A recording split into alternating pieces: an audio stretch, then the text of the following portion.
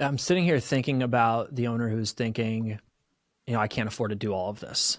And I'm also marinating on thought of you can't afford not to do all of this, right? We're seeing how difficult the industry is becoming, how Yep. hard it is to sell recruiting services, how congested the space is getting, how I don't want to say generic the industry is getting, but how commoditized the industry is getting because Exactly. anybody with a phone can now be a recruiter, right? And it makes it difficult for the firms that have built a strong reputation. This system works for me because it is creating that ecosystem of messaging where wherever I look, the prospect, I'm getting messaging and messages from that specific recruiting firm. We don't know how people are going to respond to our messages. We don't know if they're going to respond to ads or emails or phone calls or emails, whatever it is. So we need Yep. to be multi-channel because we want to be where they want to be, active and listening, put safely. So Mark, it makes total sense to me. And again, I think it plays on the thought of we can't afford to not be doing this in 2025 because the playbook has changed. The landscape has changed with AI and automation and just the ease of becoming a recruiter, leveling the playing field for just about anybody. We need to make sure we're doing everything we can to stand out and close more business. Absolutely. You nailed it. Like the way I see it, because I feel like there's a lot of uncertainty in the market right now. Mm-hmm. And I hear recruiters are that word worried daily. about, yeah, exactly. Recruiters are worried about AI and, some clients are trying to replace even their internal recruiters with, technology. But look, you can't control any of that. You can't control the economy. You can't control the labor market or the decisions of individual companies, whether they're, investing in growing headcount, whether they're laying people off.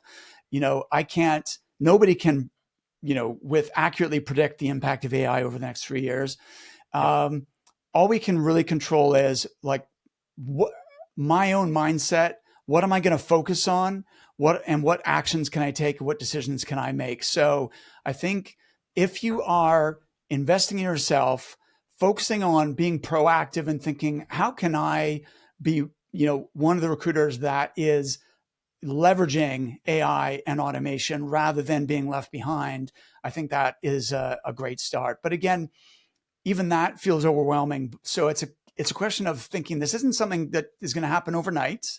This is an ongoing commitment to never-ending improvement, to learning, development, and it's a marathon, not a sprint. So start running around the block, right? And then build up to 5K, and then maybe you feel ready for a 10K. And then, your fitness will improve and your ability to take on more will increase over time. Also, as you start getting results and your revenue increases, you can reinvest in hiring more team members and working with, partners like Haley Marketing to accelerate that whole process. And then you've got momentum on your side, but you need to start somewhere. So,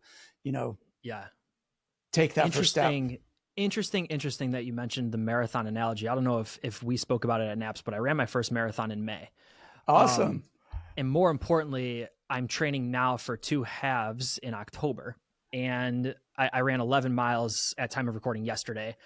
I know I can run 13. So now it's a matter of, well, how fast can I do it? Right. And where I'm going with this is I'm using a running system that I found from a coach paired with sort of obsessing over data because of the watch that I wear, paired with ChatGPT to basically say, listen, coach me through this. Here's my times. Here's the splits. Here's the goal. Here's what we're trying to do. And Mark, just this past weekend, I shared data from my last run. And I said, I got to ChatGPT, my coach. I said, I got to be honest. I don't think we're going to hit the goal. I don't feel comfortable in what I'm running now and what I think I can run in 3 months. And the almighty Coach GPT said, you're right. You can't run it now, but we're laying the framework for that run. We're not running that race today. And I think what I got wrong is putting myself in October instead of realizing that I'm still in August and we still have months to work towards this. And I also think that that's what the industry gets wrong consistently.